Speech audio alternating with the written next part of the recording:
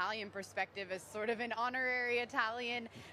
Matthew mentioned how he's very well known among the Italian church, but also just among Italians. I think that's really significant.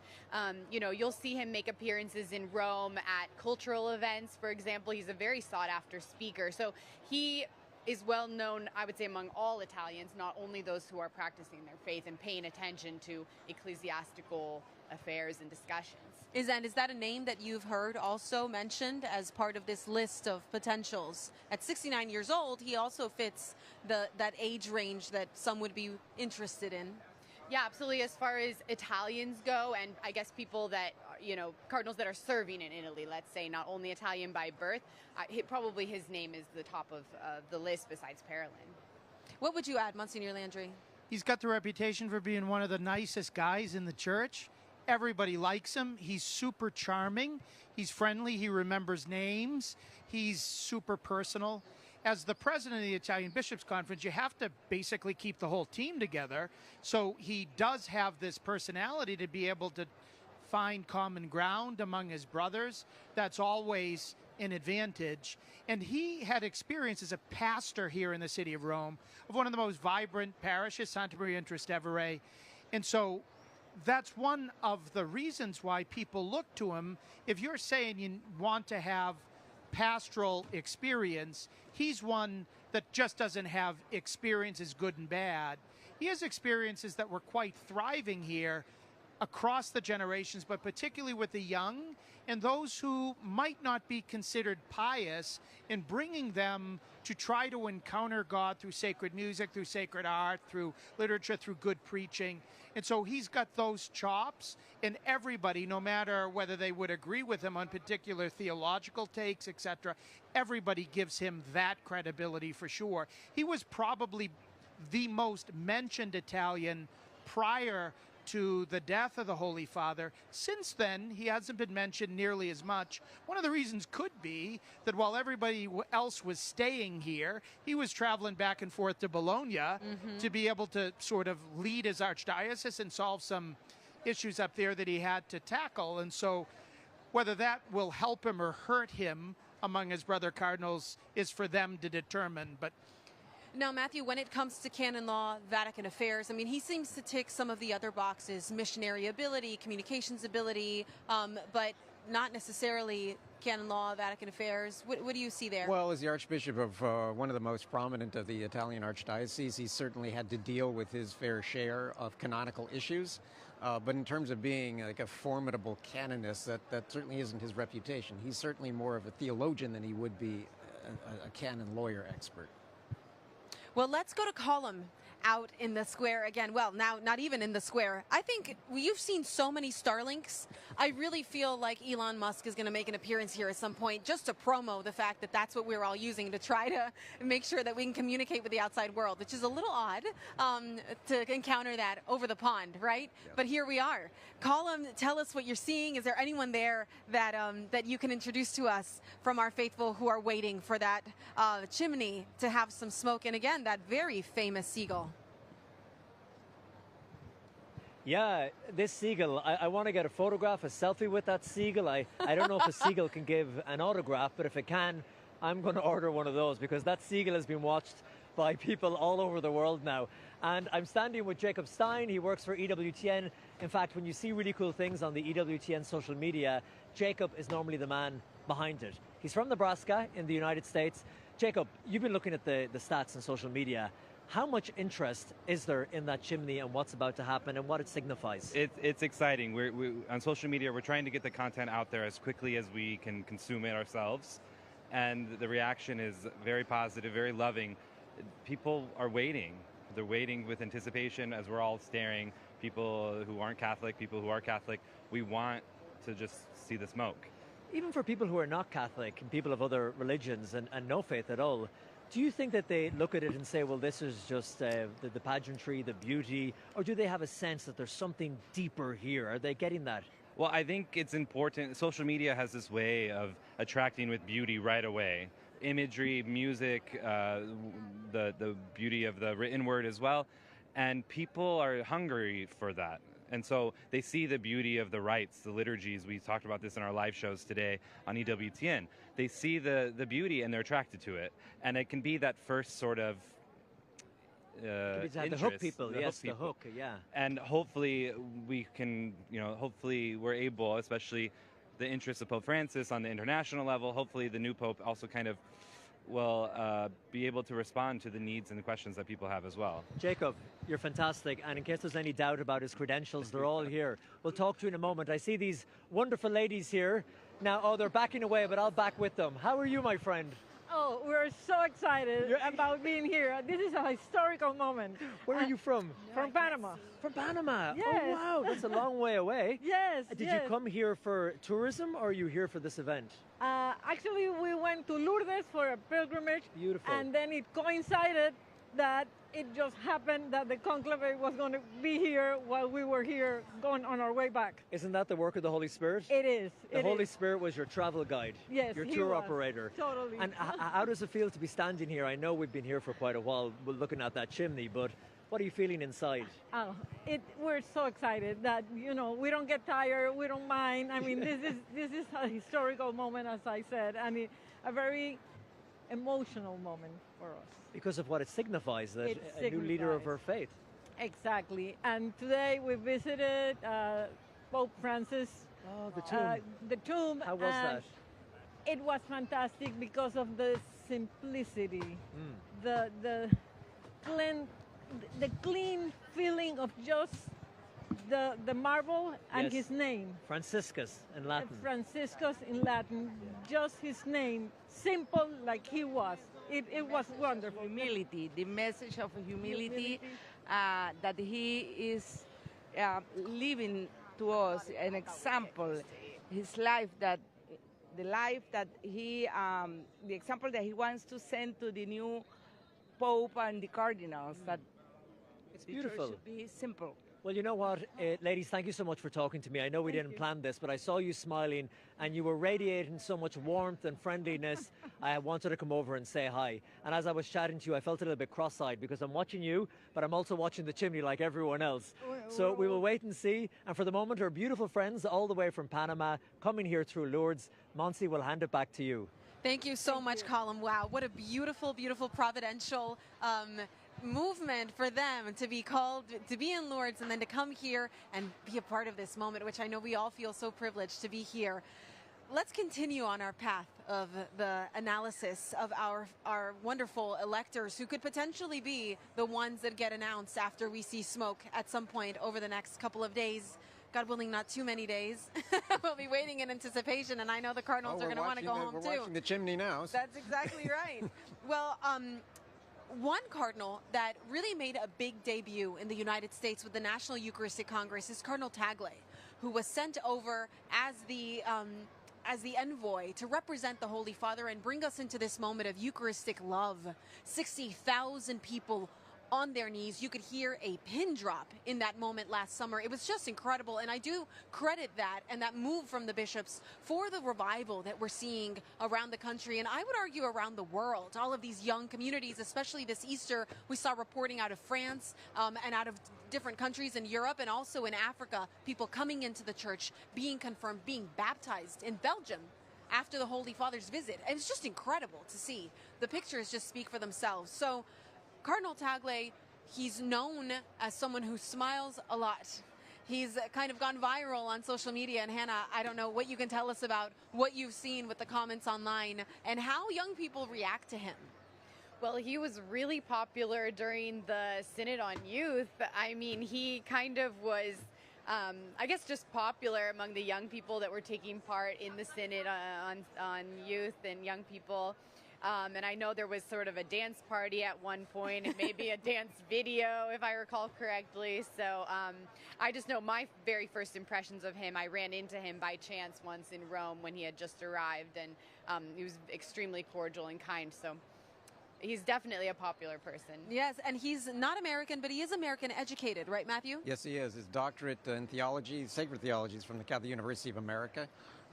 His formation academically, and this is sort of inside baseball, but it does matter where he's concerned. Everything matters at this point. He's very much somebody schooled in what is called the Bologna School of interpreting the Second Vatican Council, and we can talk more about that.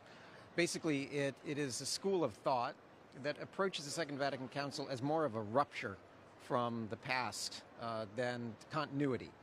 So it's just one little facet to consider as we look at how he might interpret and then implement his vision for the Second Vatican Council, which for us as a church is still a lived experience, and the process of implementation is going to be crucial.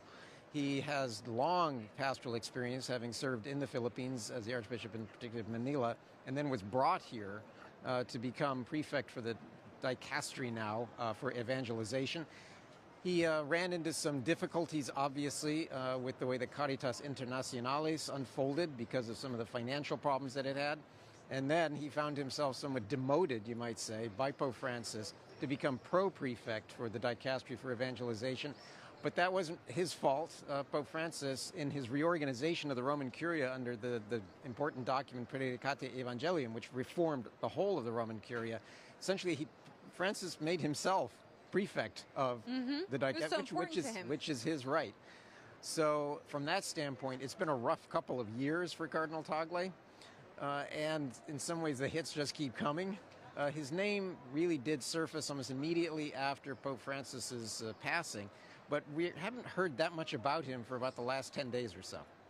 Hannah, what have you heard? Well, regarding the Caritas situation, by all means, when he was demoted, he had an extremely humble and gracious response because it wasn't a great moment for him.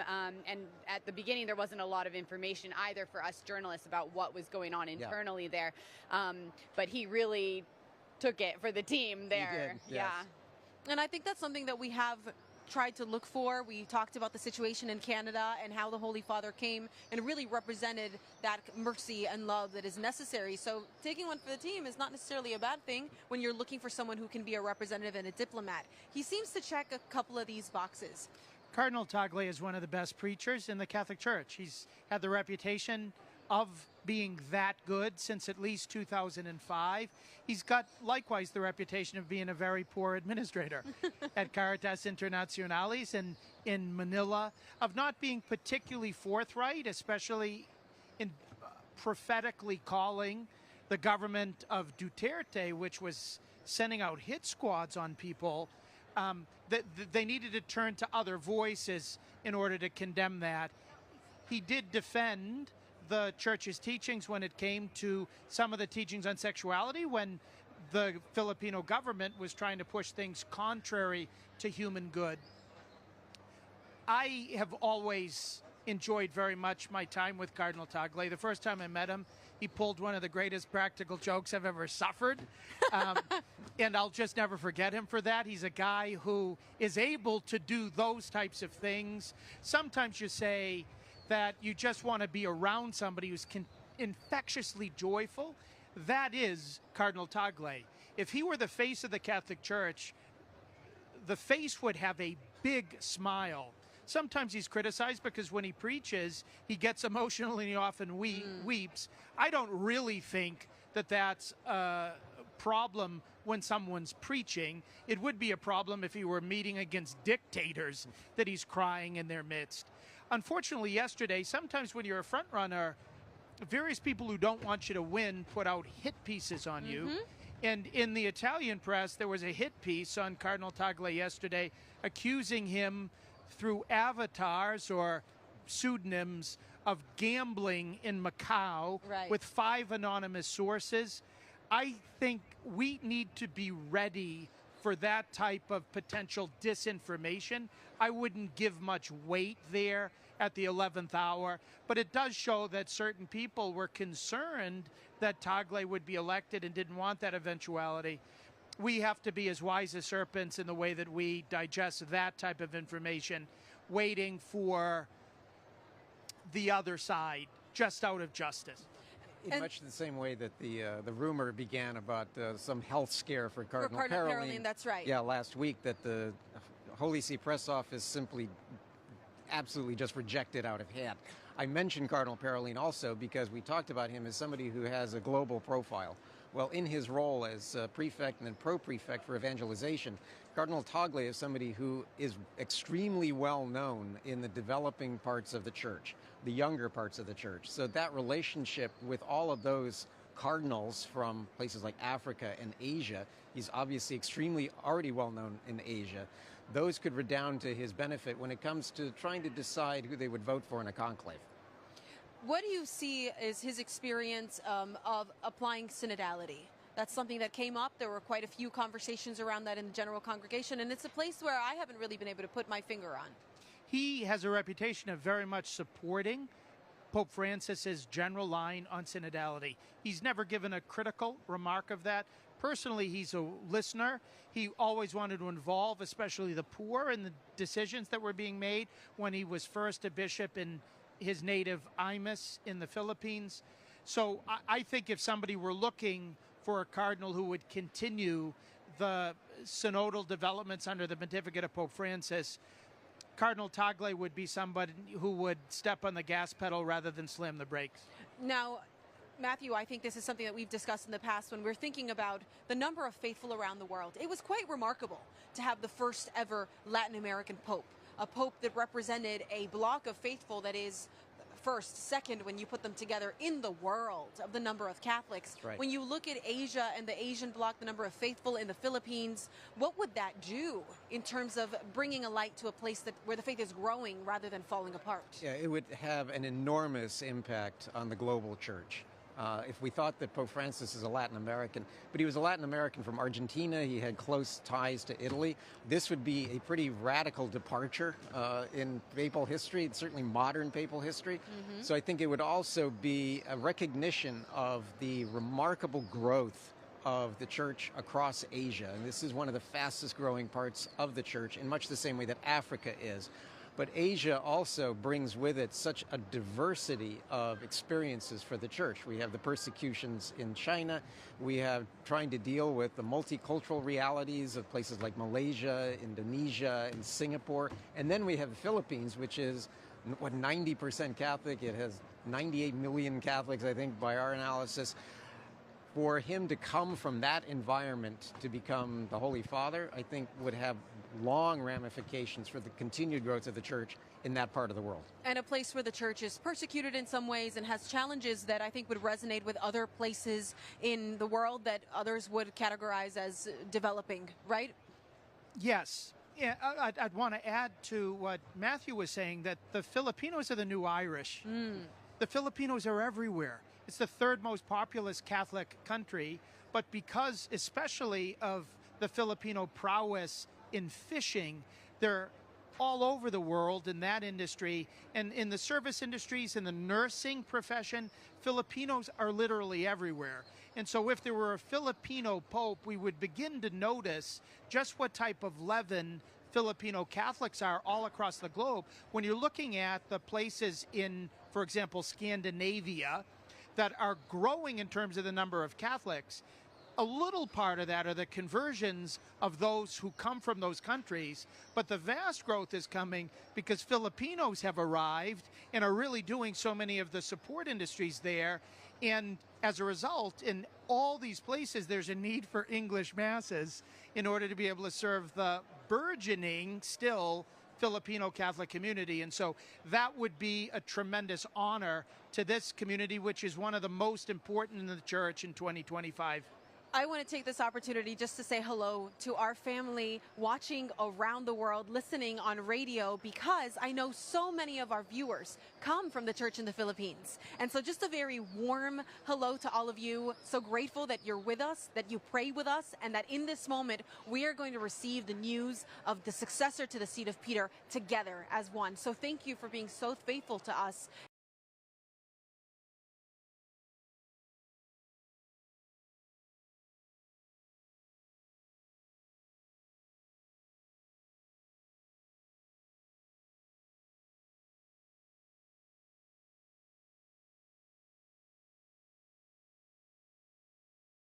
And for sharing this beautiful heart that I know Mother Angelica, I think her heart would explain, but it's certainly translated for those who were in the audience that day. That's what everybody said. As somebody who was present there, when he made the connection between the Eucharist and mission, that Jesus in the Eucharist is literally giving of himself to us, trying to transform us from the inside so that we will make the same self-gift to others. That's what we heard in the homily on Sunday from Dominique Mamberti about the gift of self. Cardinal Tagle is someone who not only preaches that way, but tries to live that way, that from the Eucharist, he wants to go on out. The Eucharist is intentionally, he preached, missionary, that gets us to say in our own body language, this is my body, this is my blood, these are my calloused hands, this is my sweat, these are even my tears, offered out of love for you. Well, the body of Christ coming together in St. Peter's, watching this chimney that is, again, the most famous chimney in the world, is represented in the individuals coming here who want to watch and listen and pray together. Colum, let's go back to you and continue this conversation with those out in the square. Monsi, yeah, we are standing here in anticipation just as you are now. I'm enjoying the show, listening to it in my earpiece. People are still continuing to gather, and I just can't really explain how many people are packed into St. Peter's Square up there, and then the street leading all the way down to where our colleagues are broadcasting in Spanish and in Polish. There is a great atmosphere. People are in good form. There are a lot of families here. You have the buggies out and the small kids running around, and everyone is just staring so sharply, focusing so hard on that chimney. And then around us as well, Monse, I have to say, as someone who's worked in media for 20 years now at this stage, I have never seen so many networks, so many cameras, so many radio stations, which I think is a testament to us and our faith and to the power that the church still has in people's lives all over the world. It's an incredible moment. So at the moment, we've been talking to different people from all over the world. As you saw, recently we spoke to some people from Panama. I was talking to people from China before that, a group of young ladies from Turkey, from Holland, and from Germany as well. And the thing that they all have in common is they understand this is one, it's an exciting event, but they had a sense of the deep profoundness of it and what this could represent if we see white smoke coming out of that chimney tonight. I was talking to a group from the United States as well, actually, not on air, off air, and they were saying their students here and their flight is going back tomorrow. So they were saying selfishly, they said, we want to see white smoke tonight before we have to get back on the plane. They said as Catholics, it would be so upsetting for them if they had to fly back tomorrow and they realized that while they were in the air, smoke was coming out of that chimney. But for just now, as the crowds continue to come up and wait, we'll hand it back to you, Monsi.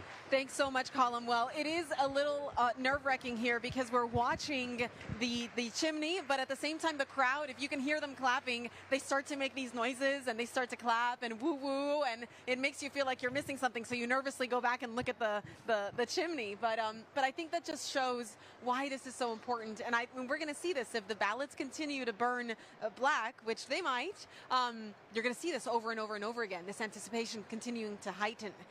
Well, let's go on and talk about someone else who I think is pretty famous, Cardinal Greg. Famous for the role that he played in the Synod on Synodality. Hannah, you were one of the reporters that was there every single day for a month-long process that repeated over 2 years, and the much anticipated reports that the new Holy Father will have to deal with that are coming in June. What can you tell us about the Cardinal? Yeah, well, he came from a place not far from here, right, Malta, and has risen to a lot of prominence, especially for us journalists who have gotten to see him in many, many press conferences and across the Synod. You know, as the head of the Secretariat for the Synod, he was the leader for so many parts of that, which, as you said, the Synod on Synodality especially, you know, went over years, and so he continues to be important in that respect as well. And he would have been well known to the Curia too, as someone who's part of a process that's really birthed here and convened here. How much do you think that matters? Well, as far as continuing Pope Francis's idea of synodality and its importance in the church, he was obviously very on message and really in line with Pope Francis in that area. So if that's what the Cardinals are looking for someone who can continue that legacy in the church, then he would be a good candidate. Well, we don't think that he necessarily checks any of the other boxes, though. That's really one candidate that sits in the box of synodality, but doesn't really cross any of the other issues that we're discussing.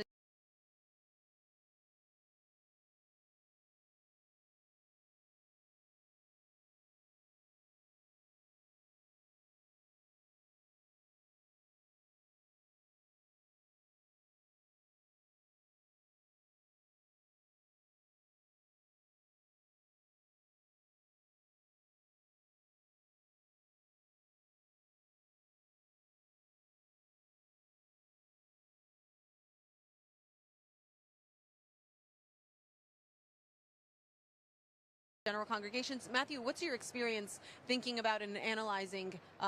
It's not a very big Episcopal conference, it's just a couple of bishops, but it was a very broad understanding of it. So that, in some ways, was the first indication that the future Cardinal Grech was very much on the program with Pope Francis. Can you describe for our listeners and viewers the Amoris Laetitia document? Yeah, well, specifically, obviously, this was a vast apostolic exhortation on family life. And it's a pity in many ways that chapter 8 has become so controversial, because in that chapter, especially some footnotes, we've always joked that this is a pontificate of footnotes. Pope Francis discussed the possibility of a pastoral understanding of those couples who are divorced and remarried without an annulment, civil remarriage without an annulment, and is there a path for them to go back to receive communion? And it obviously was immensely controversial at the time. It remains one of the most controversial moments in the pontificate. So Cardinal Grech was soon brought to Rome and put in charge of the Synod of Bishops at exactly the time that Pope Francis really was reimagining the Synod of Bishops to have a much broader and significantly enhanced role in the life of the Church. And he has, I think, to his credit, certainly executed Francis's vision in that regard, especially in the implementation and the holding of the 2 synods on synodality, which was a multi-year process. So he demonstrates a capacity for organization. Some would question how well organized the Instrumentum Laboris was heading into it. I know you had the poor soul, you had to cover this and write about it.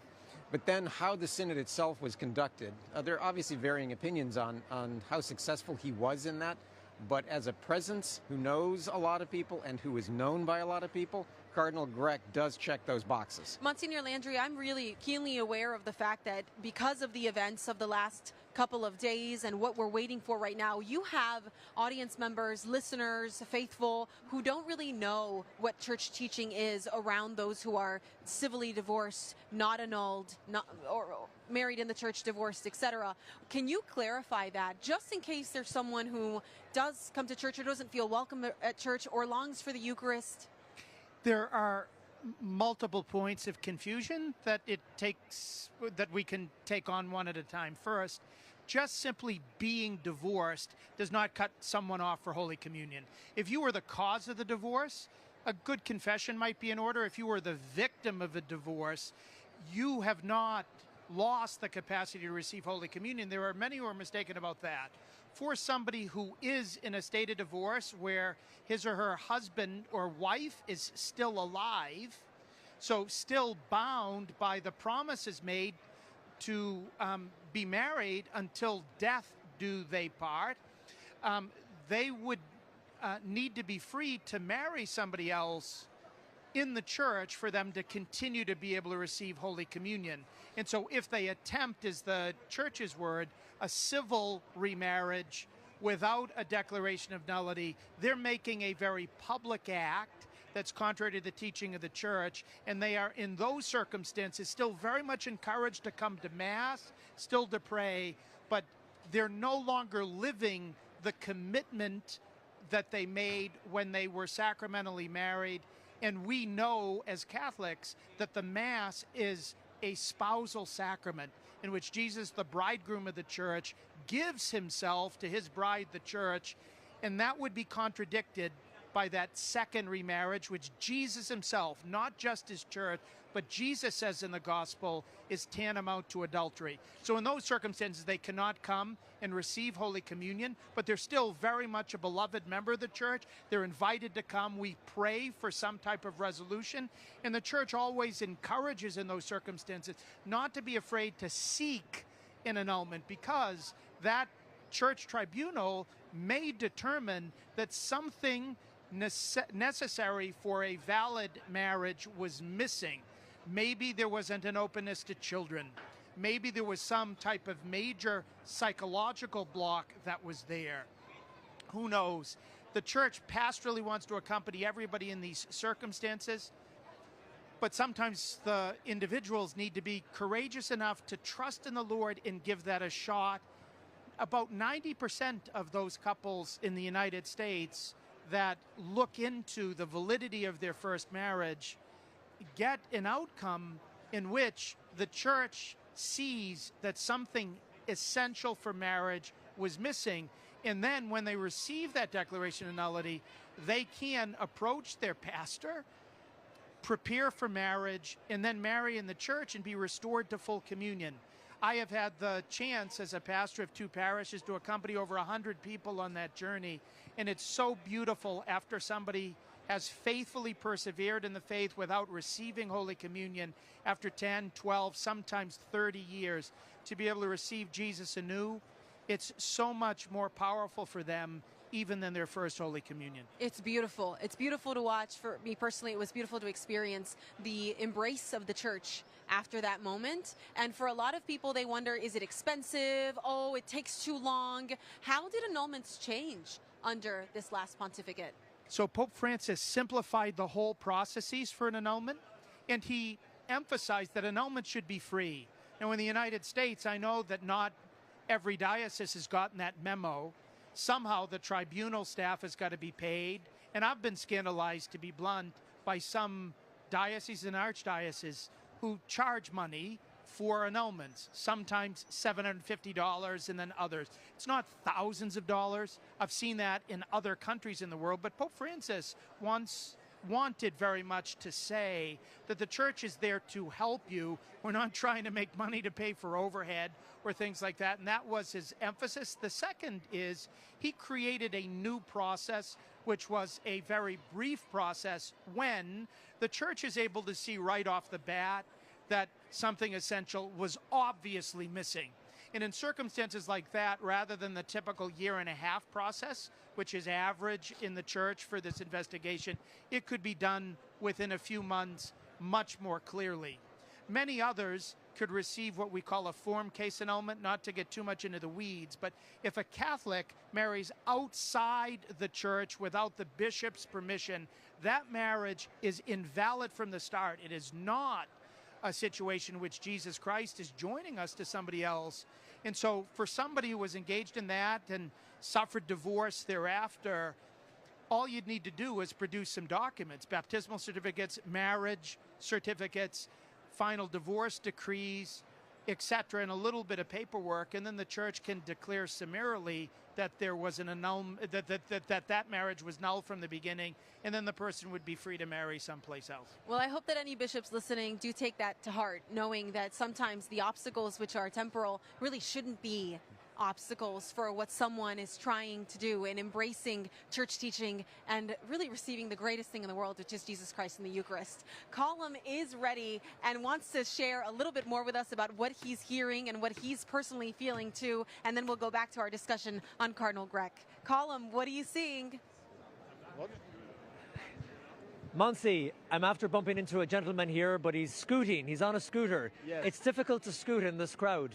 Now, yes, but if you go over there at the crowd, there is a little bit. Yes, it's so opening. Then you're running. So you're Italian, you're a Catholic. What do you think of what's happening at the moment, this moment in history? We are waiting for the new Pope, yes. The election of the new Pope. How do you feel? I feel amazing. I'm waiting for it. And are you surprised by how many people are here watching that chimney? No, I'm not surprised. You're not surprised? Every time is like this. It's like very this. crowded, yes, every time. Isn't it amazing? It shows you just how powerful the church is to touch people all over the world, to come here to witness this Yes, moment? because Pope and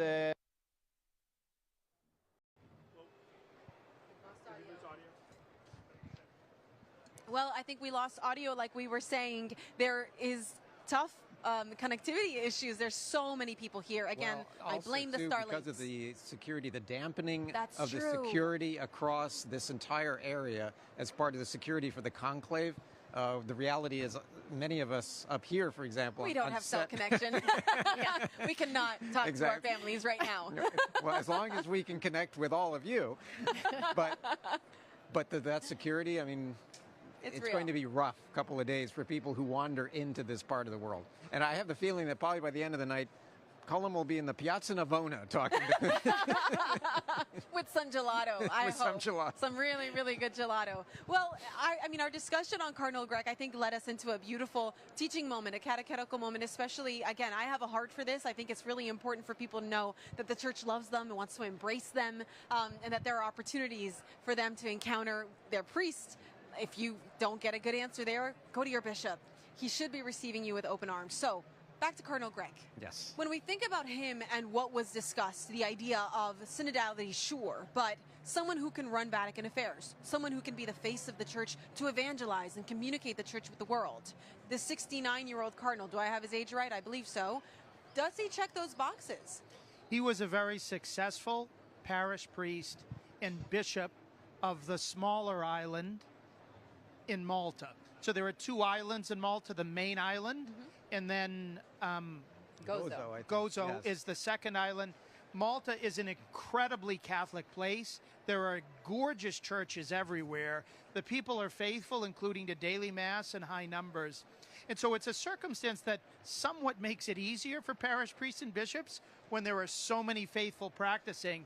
And he had the reputation for being the bishop of the two bishops there, far more aligned with Pope Benedict when he was named than the bishop on the other island. And so Pope Francis persuaded him to come here and head up the synod.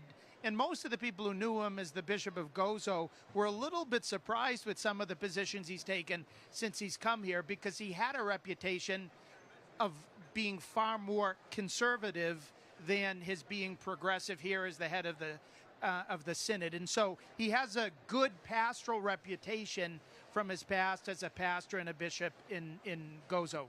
You know, the very question of synodality, which, as we know, has been a fraught topic for a number of years now, where it's almost difficult even to define today what exactly it is. So Cardinal Grech, and I would add to that Cardinal Jean-Claude Hollerich of Luxembourg, those two are tied intimately together in terms of the Synod on Synodality.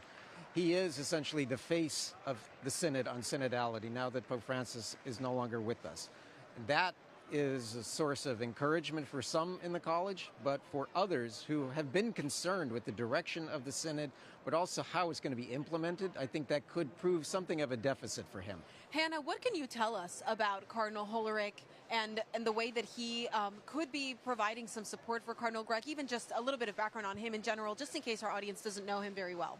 Right, so he's the only cardinal and archbishop of Luxembourg, a very small country in Europe. So he wasn't, I would say, so well known, although he has taken on leadership roles within the European bishops, and so he's had some visibility that way. But the synod for him became as well a very important moment, as he was given one of the most important jobs by Pope Francis himself as the relator. So he had a very important as well speaking role to all those who participated in the synod. So he would, you know, at the beginning of each week of the most recent monthly meeting, he would provide an introduction. This is what we're going to discuss this week. Here are sort of the ground rules. Obviously, he, you know, spoke a lot to media as well, was answering questions that we had about the process as it was ongoing and the different documents that were included. That has certainly risen his figure.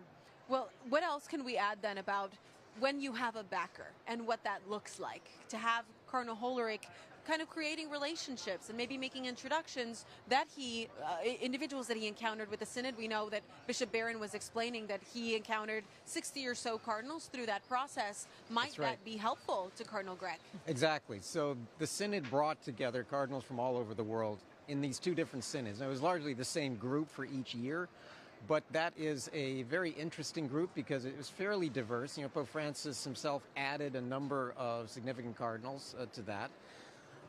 The other aspect about Cardinal Hollerich that's worth noting is that he spent a great deal of time in Asia. He served in Japan and was closely tied to the Jesuit institutions there, being a Jesuit himself. That is a connection, I think, that can also benefit should he have chosen. We don't know who Cardinal Hollerich at the end of the day is going to be disguising his handwriting and picking to be the next pope in his ballot. But I think if there is this continuation of synodality, Cardinal Hollerich, who is very clearly invested in this, I think would see Cardinal Grech as one of the best options for continuing it in exactly the mode that Pope Francis wanted.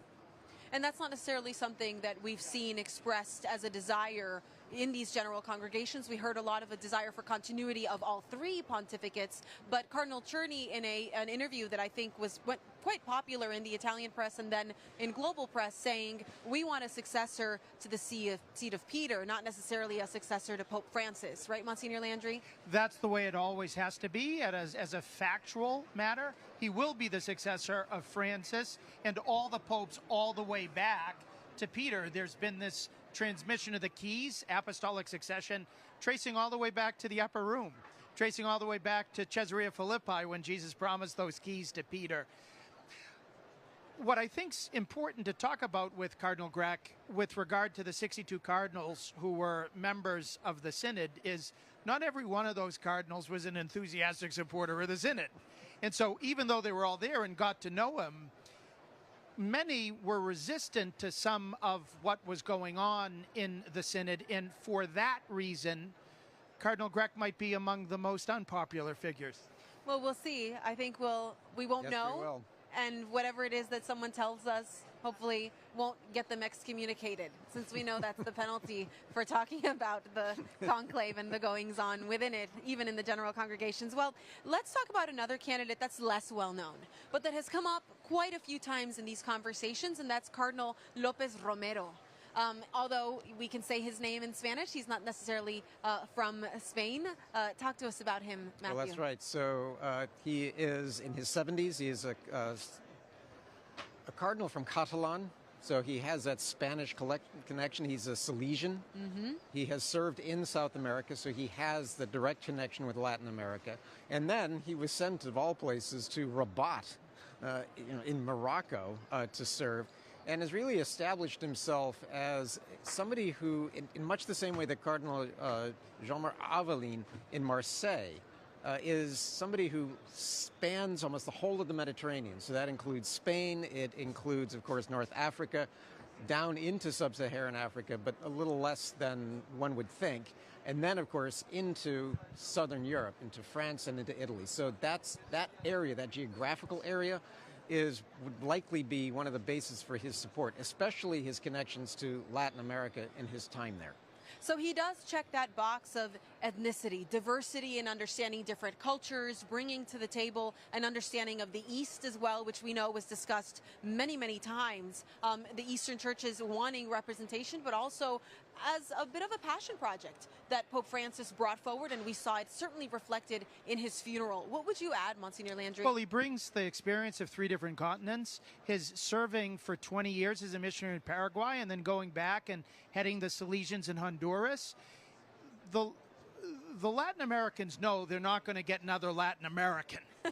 So what they're really hoping for is somebody with great Latin American experience so that they can bring the needs, they can bring the hopes of those in Latin America to the See of St. Peter, just like Jorge Maria Bergoglio had. And so he is one who checks in big, thick, bold marker that continental hope. I think also he's one of many Salesian cardinals. And so when there have been questions made of other Salesian cardinals, like, for example, Cardinal Angel Fernandez Artim, when people have been sort of trying to prop him up as a potential candidate for the papacy, he says, no, I'm supporting another Salesian, and he's trying to prop up his brother. And so there are a lot of Salesian cardinals. Part of that goes back not just to St. John Bosco, the founder of the Salesians, but also to Cardinal Tagle Bertone, who was here as a Salesian, as a Secretary of State, who was at least availing himself of the skills of a lot of other Salesians, putting them in places of success, mentioning them in these areas so that they would be able to be spotted, placed into these sees that could then become cardinalatial. And so the Cardinal Rabat is giving lots of interviews. When a lot of other people were tight-lipped over the course of this week, he was regularly giving Spanish interviews and compelling interviews, in a sense, from his experience. This is a person who's clearly a disciple of Jesus Christ. He looks like a Christian. He walks like a Christian. He talks like a Christian. And it's made people wonder whether he could be the successor of St. Peter, because he does come from the peripheries. Just his 20 years in Paraguay and then Honduras would be bringing the real concerns of indigenous and poor people, much like Pope Francis did, but not from a place like Buenos Aires, but from the places of the Guarani. Yes, and I think that does play a really significant role when you're thinking about what he'll bring to the table, the kind of connections he'll be able to make with other cardinals, and how he'll be able to really be a place to receive the needs that we know all cardinals come with. When that person switches from being my brother cardinal to the Holy Father, they're going to try to make that connection. Hannah, as a member of the press, have you experienced that and seen that openness on his behalf? Sure. I'm sorry. I'm just a little distracted by the young people. The young people are yelling. It's There's loud. young people walking by the set, and they're excited to be here. No, I mean, of course, that transition from cardinal to pope, there has to be that switch from the leader of a particular church to the leader of the universal church, right? So that's an important step, and it'll be interesting to see whoever is elected, how they make that step. And they'll be qualified by the Holy Spirit in cooperation with the Holy Spirit if they're prayerful. Yeah, so it's one of the fun things to ponder, what name different cardinals might take if they became pope. One of the names, for example, with Cardinal Jean Aveline of Marseille, is that were he elected pope, it's been assumed that he would take John the 24th because he looks kind of like John. I say that because it is assumed almost that he probably wouldn't, but were Lopez Romero to be elected pope, everyone in their minds would think this is Francis II. And I say that because he embodies so many of the different aspects of the Francis pontificate.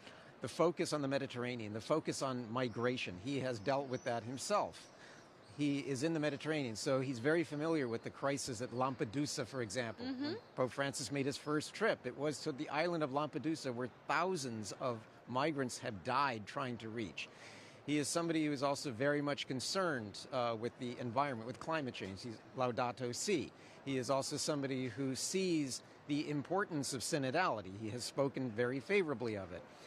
And he represents, I think, this vision of continuity with the Francis pontificate. So those who would be supporting him would see that as one of the biggest reasons to support him, to continue the Francis vision for the church. As a missionary church with big pastoral outreach, but also, I would say, particularly because of where he is and where he's from, an understanding of interreligious dialogue, especially around issues with Islam and Muslim-majority countries.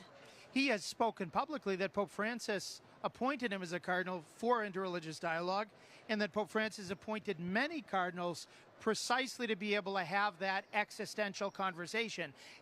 Interreligious dialogue is not just of words, or it's certainly not carried out mainly among theologians, but as Pope Benedict got the whole church moving in this direction, he said it's carried out by works of charity, it's carried out by this existential dialogue. He used to use the word caminar juntos in Spanish, that real interreligious dialogue begins with walking together, just sharing life together, recognizing the humanity in each other, etc. And so Lopez Romero is somebody who has been making that journey for many years, believes in it, and wants the church moving ahead to be able to do that more concertedly.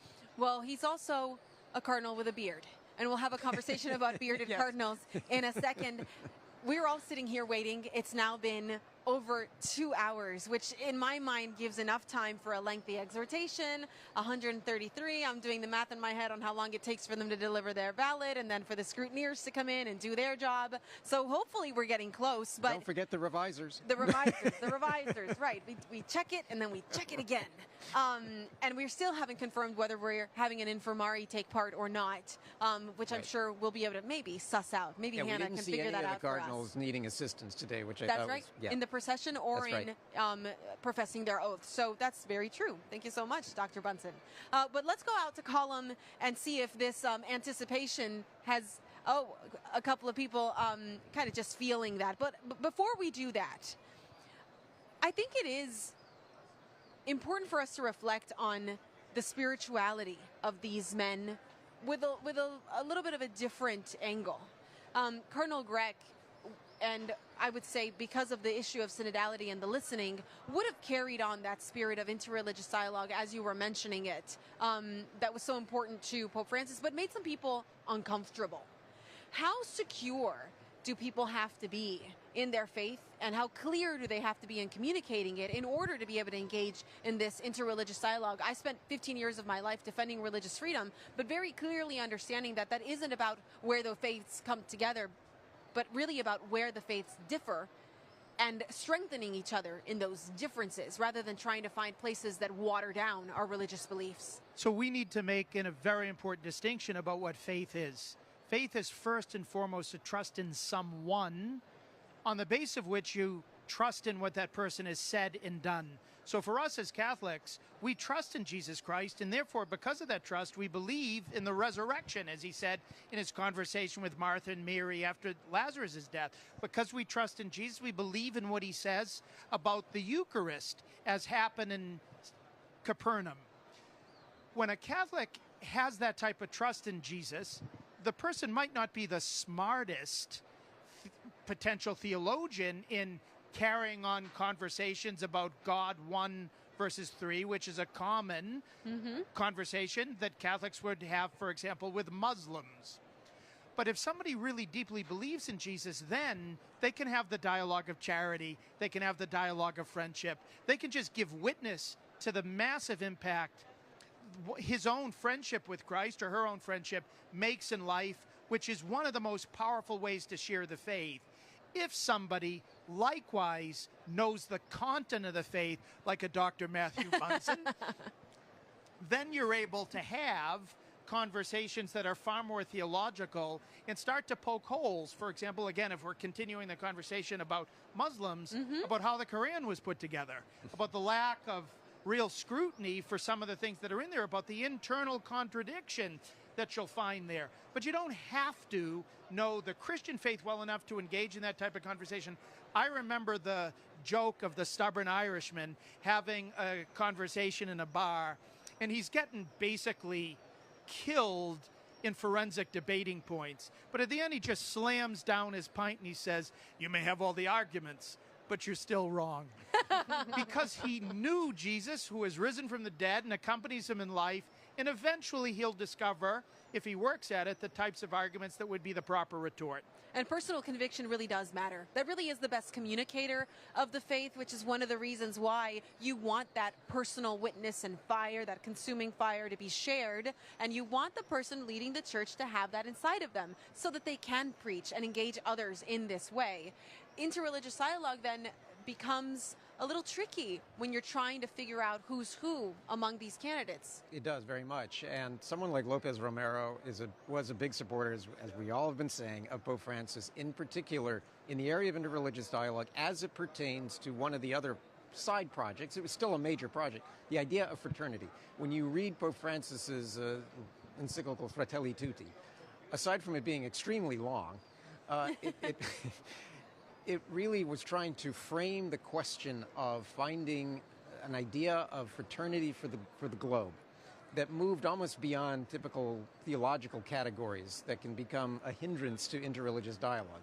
That opened him up to some criticism from those who see this as the complaint that we are not an NGO, that we are a church and we have to proclaim the church. Now, That's a criticism that some rejected, that no, this is Pope Francis's way of bringing people first to the table to get to know them, to see them in a way that is honest and fraternal. But clarity is often needed. And they talk about the fact that if you're going to have a conversation with someone, you still have to know what you're talking about, and you have to be clear to them about what you know and believe, or there's an inherent kind of dishonesty in a conversation you're having. Hannah, in your reporting, when you think about the Francis pontificate, and obviously the point of this isn't to be negative, but did that seeming lack of clarity or reported lack of clarity make your job more difficult? Well, it certainly didn't make it easier. We could put it that way. It's funny, reporting on the Vatican is so particular, let's say, because of all of the knowledge it sort of requires. You have documents coming out that mean you're reading canon law, that changes that the Pope has put into effect, or theological documents, pastoral speeches of the...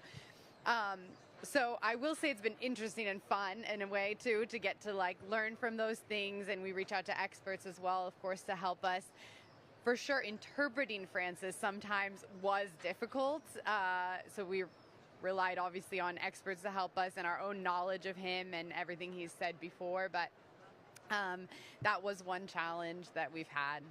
How has reporting on the Vatican changed or affected your personal faith? Well, that's a big question. I think for me personally, and I think other journalists might say other things, so I just want to speak for myself, but being close to the heart of the church has been incredibly moving and inspiring. And through this job, we also get to meet so many incredibly inspiring Catholics. So it's not just the really important people, the red hats that we're talking about today, for example, but plenty of ordinary Catholics, priests, religious, who are just doing amazing work for the Lord. So I've just taken immense inspiration from them. Sure, on the other hand, we also get to see up close a lot of like the maybe other dirtier sides of the Vatican and the church, and bureaucracy and things that go on, disagreements. But I guess I've just relied then on prayer as well to separate that from, like Monsignor Landry said, you know, the person that we are following, right? And how that differs from the institution. Absolutely. Well, you did some reporting on the Vatican Bank, the Institute of the IOR. I know, I'm listening to the clapping and I'm looking because I keep thinking that something is happening, but I cannot trust the crowd. I must trust the camera. Anyway, you have Trust the seagulls. You have done some incredible reporting on the Vatican Bank, on the Cardinal Becciu movements, the trial, etc.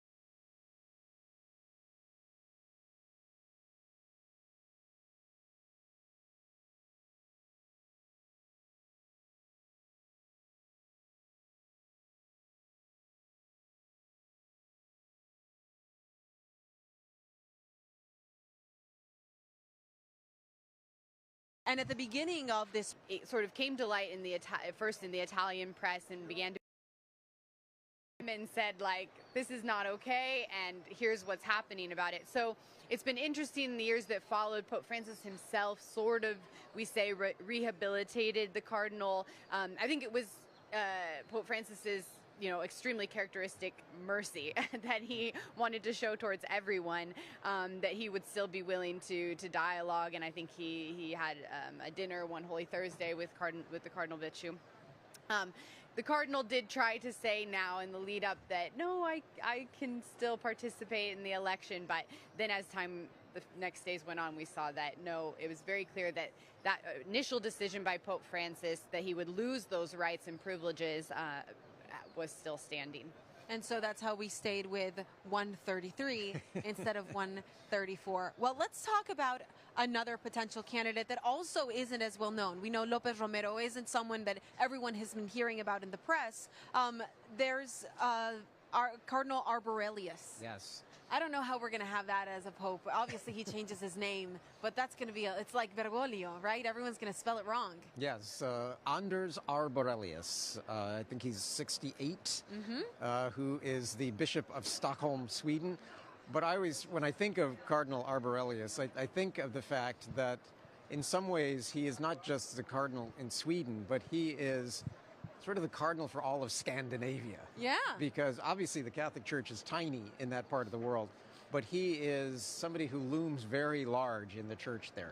And he, for the record, let's remember that he was appointed by Pope Francis. That's that right. matters because he is a Carmelite.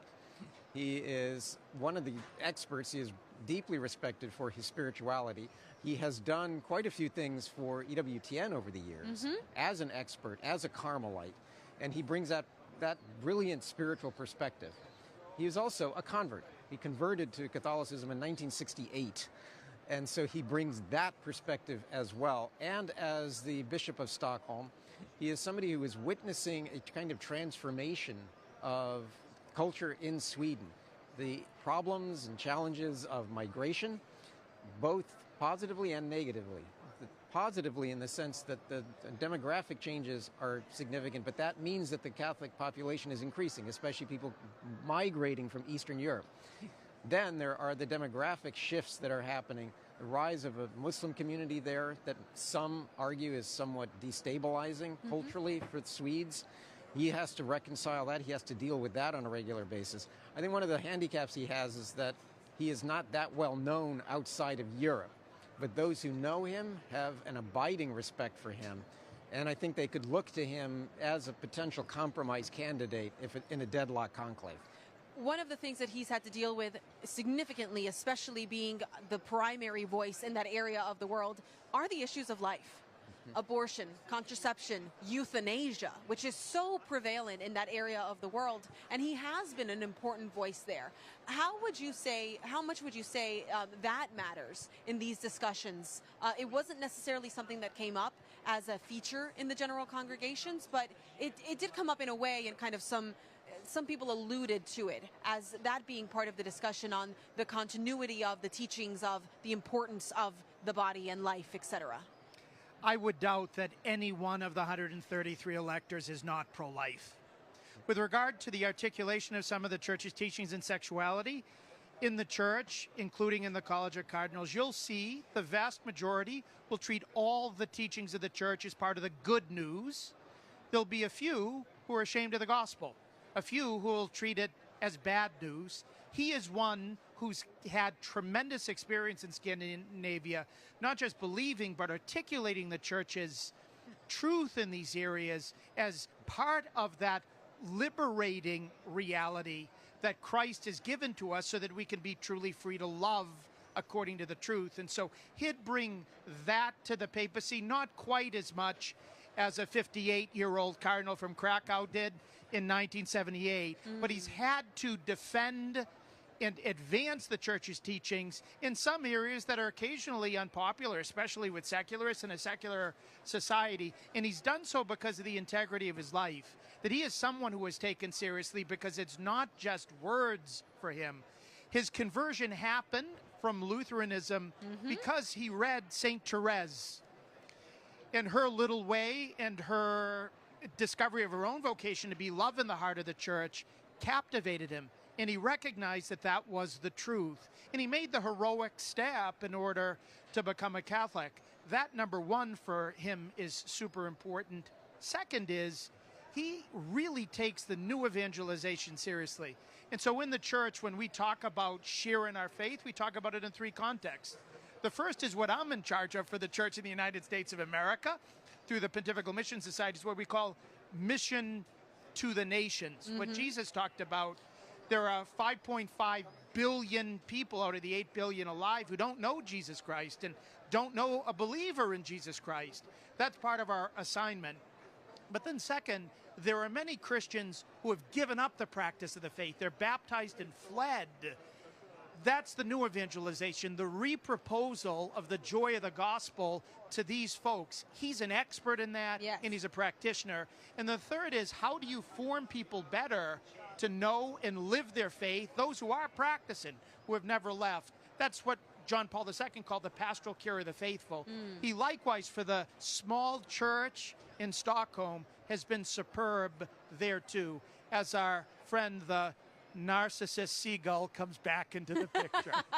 He wants to be in every shot. Well, I want to stick on that point of conversion, particularly from other denominations, because we saw that shift in the United States with the creation of the ordinariate, right? That welcoming some of that dialogue to bring in a lot of the members of other traditions that really longed for that communion with the Catholic Church. So how significant is that, knowing that that really is a place of momentum for the church in the new evangelization, or drop the new, just say evangelization? Yeah, and we saw record numbers of converts this Easter. So there's a movement that is happening. And you're seeing the rejection of so many aspects of modern culture, of modernity. And people are being drawn to the beauty. Bishop Barron always uses the phrase, he used it today, truth and beauty of the church. Yes. So the proper liturgy, the appeal of the spirituality, somebody who comes across someone like Therese of Lisieux or Teresa of Avila or John of the Cross and wants to know more because this is what they've been searching for. Cardinal Arborelius, I think, understands that very well in such a hyper-secularized culture as we have in Scandinavia. So he would bring, I think, a certain perspective on how to bring that certainly to the rest of Europe, certainly to the rest of the so-called developed world. But I think he would also have appeal to the other elements, the other places in the church, precisely because he can understand what it means to be a minority as a Catholic, but also as somebody who has himself worked through this process of conversion.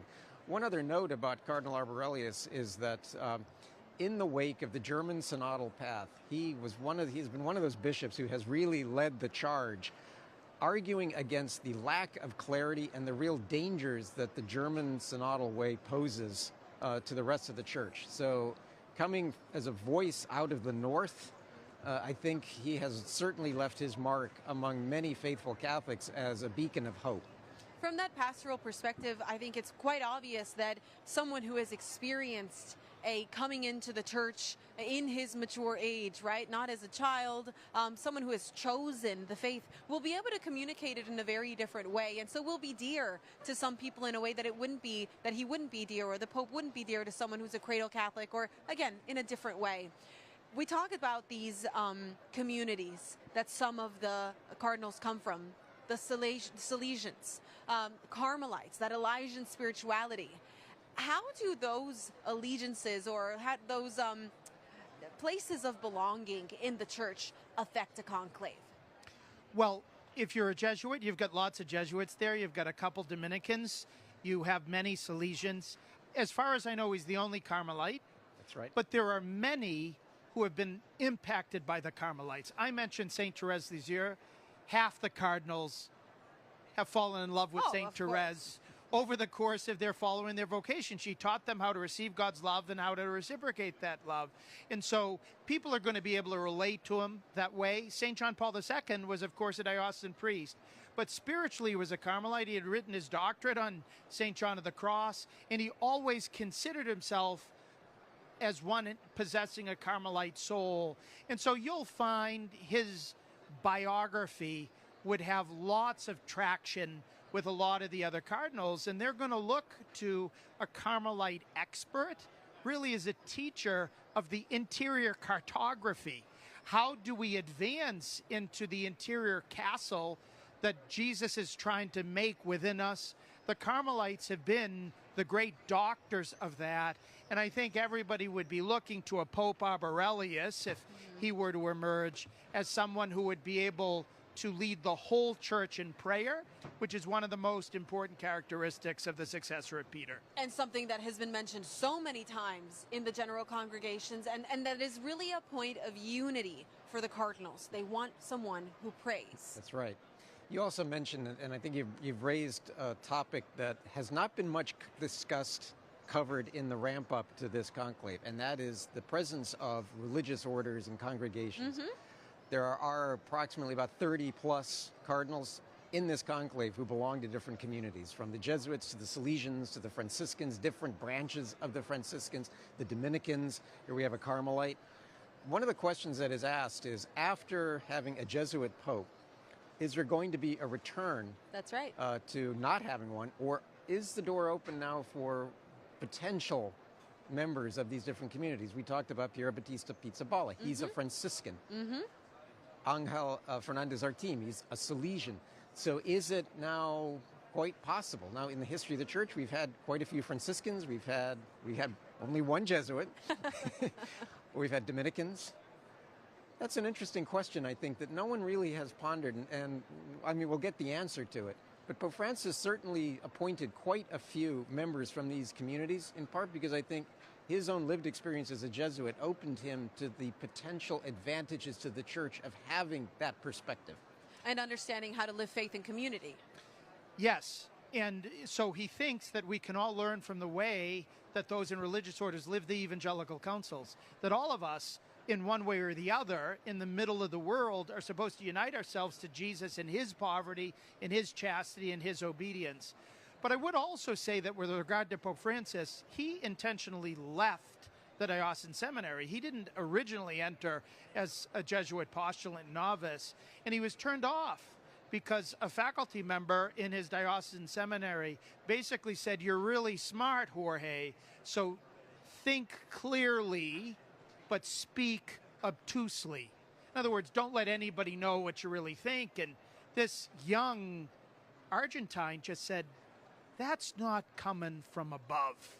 And so he was looking for another form of spirituality. And many of us as diocesan priests, looking at Pope Francis, whereas he never once criticized his Jesuit brothers, he was somewhat unrelenting in his criticism of diocesan priests and seminarians in general. And so there is a desire for diocesan priests and the typical diocesan bishop who's not religious to be able to examine whether there was a misunderstanding of where the meat and potatoes are served to the hungry mystical body of the church in parishes, whether there was a little bit of a gap in the type of understanding that might be able to be remedied by the next Holy Father. Now, before we go into talking about another candidate, Hannah, I do want to ask you about the digital side of the papacy. This was very new. Coming into the Francis pontificate, you did have some of the church online, but 2013 was a little bit of a watershed moment of the Twitter Pope, now X, right? Instagram really coming up and ramping up, the meta universe, where TikTok is a place where you can evangelize, and you've certainly reported on the impact of the TikTok priests or the TikTok preachers, the like dance-offs, you know, with religious communities where they'll hand a dance to each other. How has that created an opportunity, and would you expect that the next Holy Father would be judged based on his ability to communicate with someone who's a member of the press? Sure. It's kind of hard to turn back the clock, I think, exactly with where Pope Francis has gone. He was unique, especially for the way that he wanted to engage directly with the press. I mean, especially some of my colleagues who have been reporting on, you know, also his predecessors. Before, the Pope was very much mediated by his spokesperson, who was there to answer the questions and kind of speak for him to journalists. And Pope Francis didn't care for that. He just went around that entirely and would speak directly to journalists, give interviews in a way that was absolutely unprecedented. When you think about how little we saw Matteo Bruni during the papacy and how much we saw of Pope Francis, did that create an expectation then where journalists might be disappointed if the pontificate goes back to this kind of very ordered understanding? Or is it going to make your job a little easier and more stable? Will you get more nights at home? Fewer surprise interviews maybe could be possible. Certainly, while the Pope was very available to media, he was also very controlling of the information. So in some ways, yes, he shared a lot in the press and in his various ways.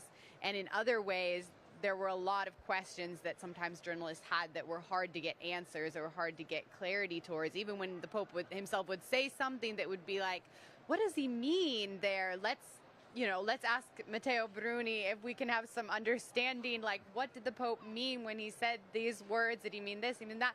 And unfortunately, it was very hard to get the clarity that we often really wanted, especially I know as a Catholic journalist, we wanted to give that clarity even to our readers and our listeners and viewers, and sometimes it just was not possible. So I personally hope that the new Pope will be a little bit more available in that way, that he'll be willing to sort of, maybe even make corrections about what he says if he needs to, and let that information flow as much as possible and give us as much transparency as possible. I know that's something that was brought up in an interview that Cardinal Sacco gave to EWTN, where he said we really need a catechist. We need someone who's going to explain the faith. And for us, I would say for our team, that's something where we really had to double down to add in that extra line of, and the church teaches ABC, right? Where the catechetical function of news has been plugged in a very different way and created a discipline for us that we otherwise wouldn't have had to deploy, but that I think is important and sets us aside in reporting on stories, but at the same time giving people the context that they need to be able to receive those stories with clarity and without some of that confusion. All right, one more name, and I'm going to say it wrong. Gujarati, which one of you is right? Gujarati. Gujarati is right. Gujarati, okay. Well, Cardinal Gujarati, what can you tell us about his background, how well known he is, how much of a contender is he really? Cardinal Claudio Gujarati is the prefect emeritus of the dicastery for Eastern churches. He's been in the Vatican's diplomatic corps. He's served very ably in Ukraine among one of his assignments. But prior to that, he had worked as an official at the congregation, the then Congregation for Eastern Churches. So he's somebody who's a Latin Rite prelate who understands the Eastern churches almost better than anybody in the Latin Rite. And so those who, as we were talking about before, might want an Eastern patriarch to be able to bring their needs, he would be probably the best next option for those coming from the East, to have someone who would really deeply understand them. He would understand likewise the situation of war-torn countries, having served there in Ukraine after the invasion of Crimea in 2014. He, as we were able to see earlier during the Novum Diales, was a very capable preacher, very much influenced by the wisdom of the great saints and doctors of the church from the East. And that would be an incredible contribution to this big petition as we get closer to the year 2054, which would be the 1000th anniversary of the lamentable split of the church of the East from the West. He would be somebody capable of at least verbally and prayerfully bridging that gap, in the hope that Jesus' prayer from the Last Supper, that we might be one, just as he and the Father are one by the power of the Holy Spirit, would be able to come about, so that, as Jesus himself said on Holy Thursday, so that the world might know that the Father sent Jesus and that the Father loves us just like he loves Jesus. That would be the great asset of a cardinal like Claudio Gujarati. Hannah. Yeah, I just wanted to add that another area where Gujarati could contribute, and was mentioned during the general congregations, was another important anniversary coming up this year, the 1700th anniversary of the Council of Nicaea. That's right. That was brought up specifically among the cardinals, and that's another area where I think his contribution could be really important. And where the Pope will be coming out right into that anniversary. It's May 20th, where this moment of reflection will begin, and an opportunity for dialogue in a way that the Church really hasn't seen in a very long time.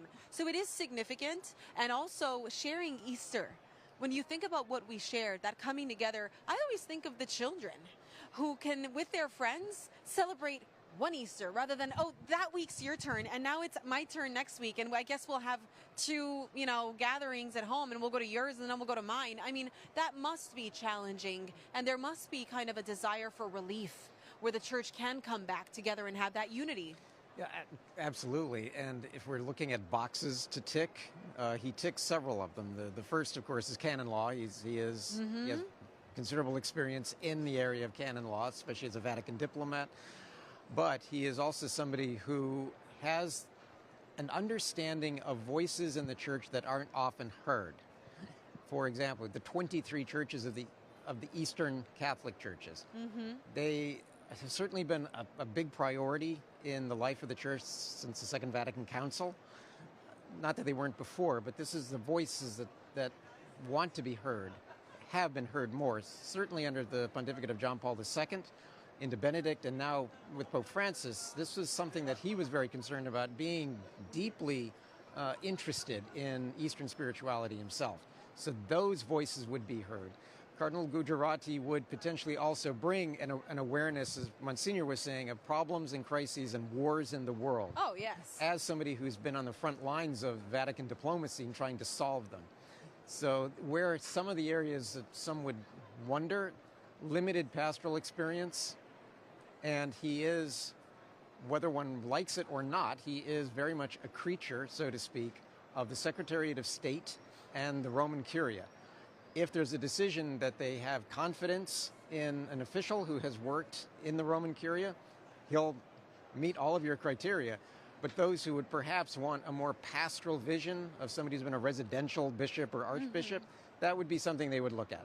But he does check a lot of the boxes of interreligious dialogue. Like you said, that background in canon law. I found him interesting because of the number of languages that he speaks. He also does have an understanding, deep understanding of synodality, properly understood through the Eastern churches, right, in terms of the origins of synodality and the way that we understand them, rather than trying to bring that into the modern world in a new way. He would carry the tradition of it, which I do believe was Pope Francis's intent when he started that process and wanting us to have that encounter with the Eastern way of understanding dialogue and communal acceptance, listening, etc. That process is certainly something that comes from those roots and that understanding. He does, again, fit the diplomatic desire to have a little of the kind of official sense of the church, and he certainly can preach. I mean, the three of us were sitting here listening to that homily going, wow. He certainly knows how to get the Greek doctors and saints to make a message compelling.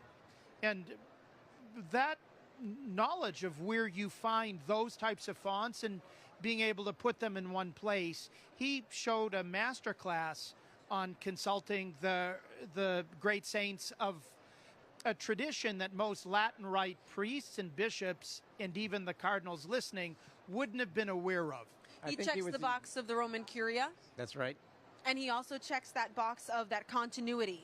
When you think about how he does have the intellectual vigor of a Ratzinger, he does have that understanding of the world of a John Paul II, as well as a view of the Eastern churches for that Pope Francis was so known for. Right. I'm going to guess, I could be wrong, but I'm pretty sure he's the only person throughout the whole Novum Dialis who quoted or referenced the doctor of the church from Armenia, Gregory of Narek. Yes! With the Book of Lamentations, and it's beautiful stuff. So I think under that hypothetical pontificate, he would continue to unfold for the church the treasures of Eastern Christianity. So that would be a huge bonus.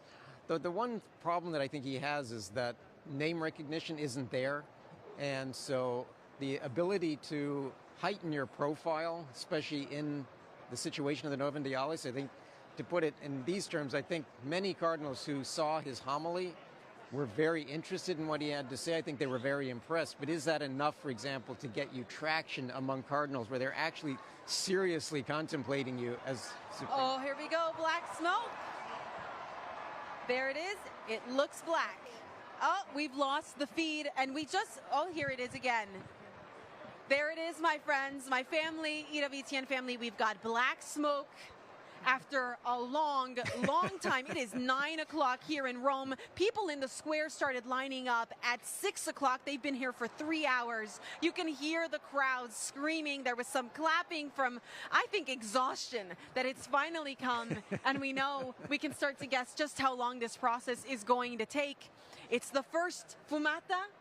It's the first smoke that we see in this historic moment for the church where we're all anticipating when we'll have white smoke.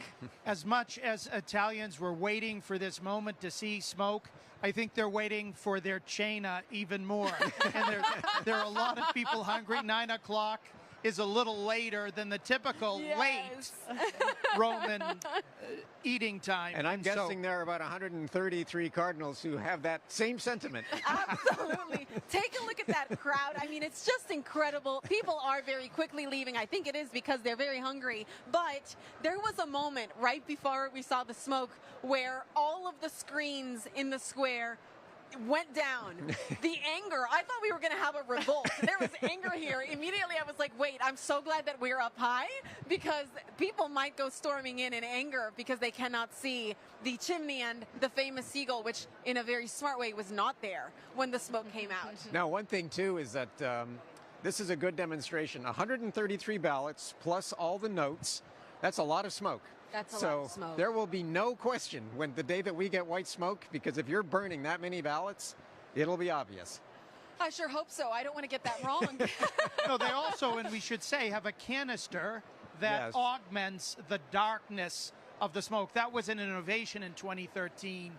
And I remember when we saw the white smoke on March 13th, 2013, I was asked on another network whether it was white. And I said, that smoke that came out earlier was so black that if we're not seeing white smoke now, it would make the exhaust from the smokestacks in Bethlehem, Pennsylvania during the Gilded Age pass Al Gore standards. And so it is always going to be clear whether we have black or white. Back in 2005, there was gray smoke coming on out, and it was confusing, which is one of the reasons why they put the chemicals in together with the burning ballots. A really important difference, and I think also a great mercy. We're thinking about all of the different legacies that we have from certain popes. I would say the great mercy of not having to guess and not having a lack of certainty is certainly wonderful. Hannah, it's so wonderful to have you here as a part of our team. It's unusual to have you on TV for such a long time. I'm so grateful that you stuck with us, and we'll definitely have you back throughout the week. Hopefully it won't be too long before we see white smoke here.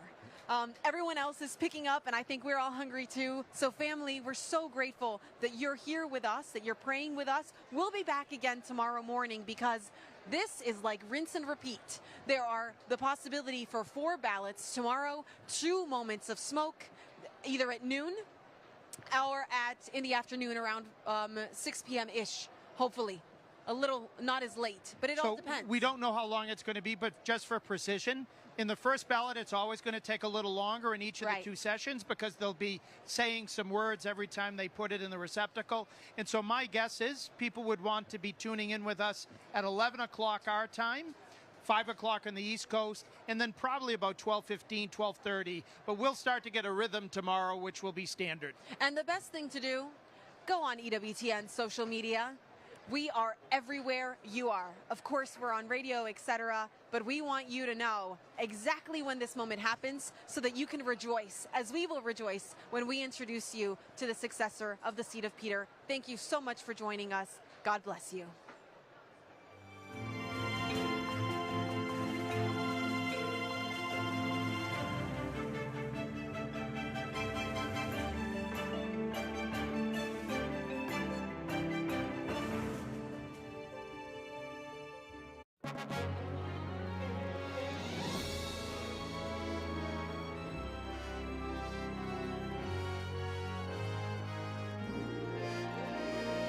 EWTN. Live truth. Live Catholic.